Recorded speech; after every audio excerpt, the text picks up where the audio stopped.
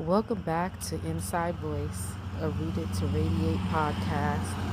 I'm your host, Shah, and this is part two of our double down drop for the April full moon.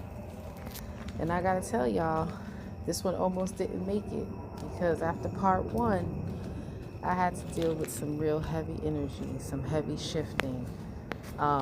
I told you that you're not alone getting sucker punched by some of these journaling prompts. You know, I do it to myself every time I share one of these. But today, and I'm going to apologize now, please excuse any sounds you might hear periodically in the background, maybe an airplane going by or a car zooming down the street, a dog barking, because for this one, I had to come sit outside. I needed some cool, fresh air. I needed some earth under my feet because of all the episodes that I have published, this one is like the final piece of this first layer that we've been building. See, some people think the previous episodes in and of themselves each are a layer, but no, all these episodes thus far are all a part of one singular layer that we've just been chipping away at until finally we can get to a bigger, more grounded release. And so I want you to sit or walk with me right now. And again, it's because this one can be really quiet, but really heavy. And it's about the moments where we've learned to see ourselves as the problem. Or should I say the sum total of all the times we've learned or were made to believe that we were the problem. Not because we actually are, but because somewhere along our journey, it felt safer to believe that we were and to take all of that responsibility and all of that weight onto ourselves because we could not control the circumstances outside of us that were making us feel that way. So how do you stop the hurt when there's nothing you can do, or even when everything you have done hasn't changed anything? You internalize it. That's what a lot of us do. You internalize it to take the responsibility. You internalize it to make the experience mean something. We internalize it to create a sense of control in situations where we didn't have any. And over time, in case you haven't realized yet, that turns into something a lot deeper. And we don't just reflect on situations anymore. We begin to villainize ourselves. We question our own intentions. We question or recreate our memories and narratives. We will carry a version of ourselves that feels hard to look at and even harder to let go of. And if you have found yourself in that kind of a space, if you have found yourself here in this podcast, there's a reason. So I want to pose a question. to you. What if that version of you, that villainized version of you, really isn't the truth? What if it's just a story that was shaped and created as a means of survival, and you were never meant to carry that as a definitive meaning to who you are? I mean, yeah, ultimately it's a whole lie.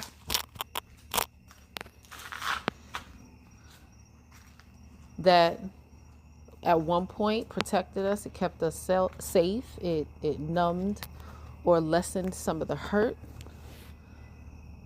But even though I don't know you, you know what I do know, especially if you're listening to this podcast? I know that it's hurting you right now. It was never meant to. But carrying that narrative about yourself, turning every small detail into proof or evidence that you are the problem, somehow badgering and abandoning yourself all at the same time.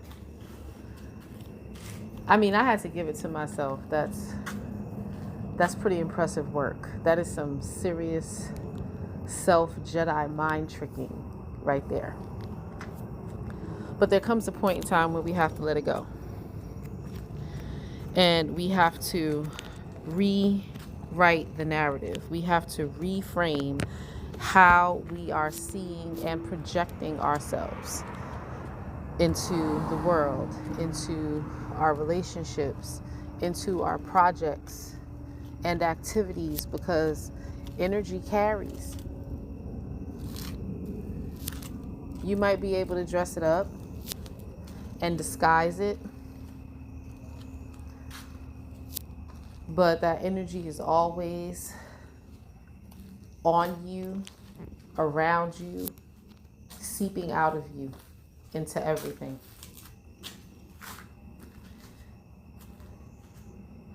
So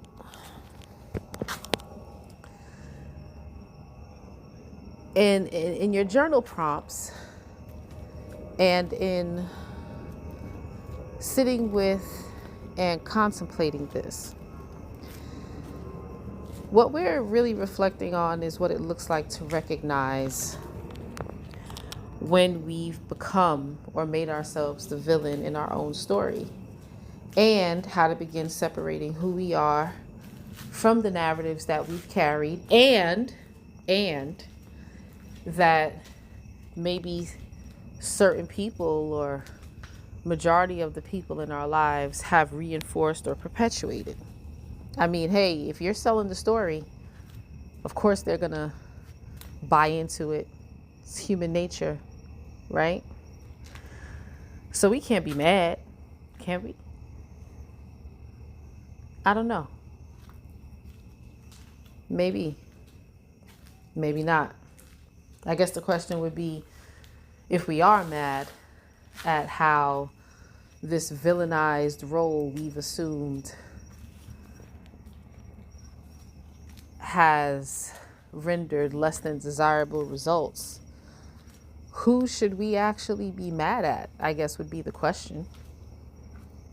But I digress. Let's look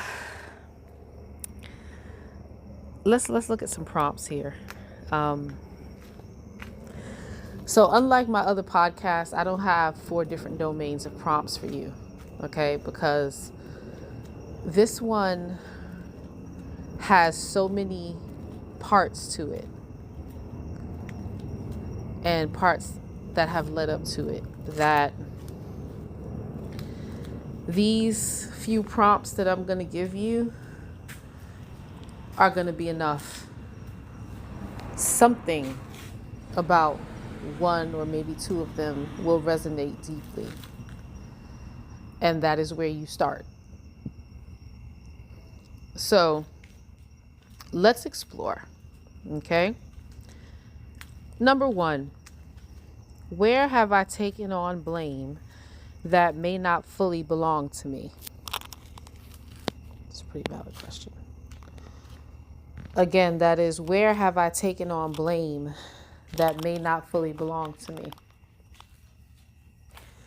Number two, what experiences led me to see myself as the problem? What experiences led me to see myself as the problem? Number three, when I reflect honestly, what parts of that story feel true and what parts feel learned or assumed? Oop, yeah, that's one of the ones for me right there, friends. I felt that one in my gut. Let me read that one more time. When I reflect honestly, what parts of that story feel true and what parts feel learned or assumed? Whew. Taking a deep breath behind that one. All right, number four. How have I spoken to myself in moments of reflection or regret? How have I spoken to myself in moments of reflection or regret? Number five. What would it feel like to hold myself with compassion instead of critique? Yep, that's my second one. That is my second one. I'll read it again. This is number five. What would it feel like to hold myself with compassion instead of critique? And number six. If I released the need to be the villain, who would I allow myself to be? If I released the need to be the villain, who would I allow myself to be? And if this prompt resonates with you, I also want you to take it a step further, right? Because these are journaling prompts. So you're either writing words, or maybe you're drawing pictures, or maybe you're seeing images and things of that nature. Whatever comes up for you, whatever you feel, whatever you see, if you have phantom smells, if you get sensations in different parts of your body, I want you to document everything. I want you to record every sensation, every vision, every sound that you experience when you ask yourself that question. If I release the need to be the villain, who would I allow myself to be?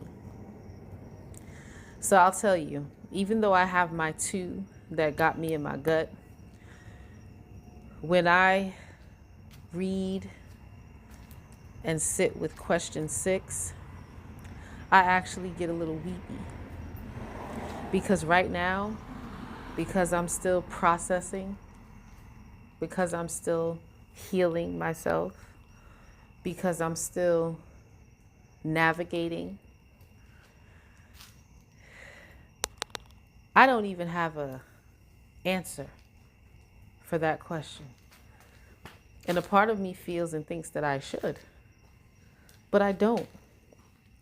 I'm in a place where I don't even know who I would allow myself to be.